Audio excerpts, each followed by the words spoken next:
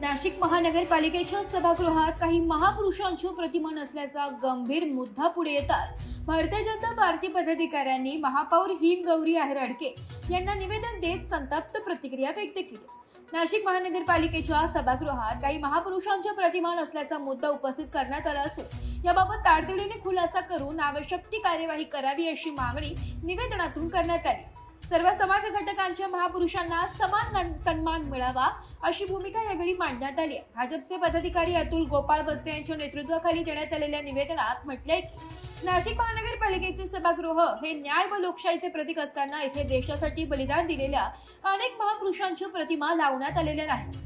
बिरसा मुंडा, क्रांतीवीर लहुजी वस्ताद साळवे, अण्णाभाऊ साठे, रोहिदास वाल्मिकी, जाकीर हुसेन अशा अनेक महान व्यक्तींच्या प्रतिमा सभागृहात नसल्याने हा एक प्रकारचा अन्याय असल्याची भावना व्यक्त करण्यात आली। याच पार्श्वभूमीवर भाजप पदाधिकाऱ्यांनी बिरसा मुंडा, क्रांतीवीर लहुजी वस्ताद साळवे, अण्णाभाऊ साठे यांच्या प्रतिमा महापौरांना भेट देत त्या सभागृहात लावाव्यात अशी मागणी केली आहे।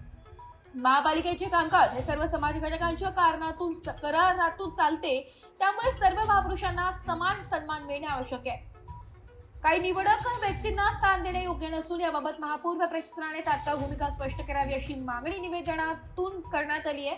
यावेळी आदिवासी संघर्ष समितीचे संस्थापक अध्यक्ष विशाल माळेकर, नगरसेविका रुपालीताई निकुळे, माजी नगरसेवक यशवंत भाऊ निकुळे, सोमनाथ भाऊ खाणे, राहुल भाऊ तारडे, आवेश शेख, महादू भाऊ कांबळे आदी पदाधिकारी कार्यकर्ते उपस्थित होते। नमस्कार, मी अतुल गोपाळ बस्ते, राहणार जुना नाशिक, मोठा मातावाडा, द्वारका। महानगरपालिकेमध्ये सभागृहामध्ये काही प्रतिमा लावलेल्या आहेत। त्या प्रतिमामध्ये महापुरुषांचे फोटो विसर पडलाय असं मला वाटतं। यासाठी आम्ही महापौर हिमगौरीताई आहेर यांच्याकडे आम्ही निवेदन दिले। या महापौर व तेथील प्रशासनाने त्याचा पाठपुरावा व खुलासा करावा हीच आमची विनंती।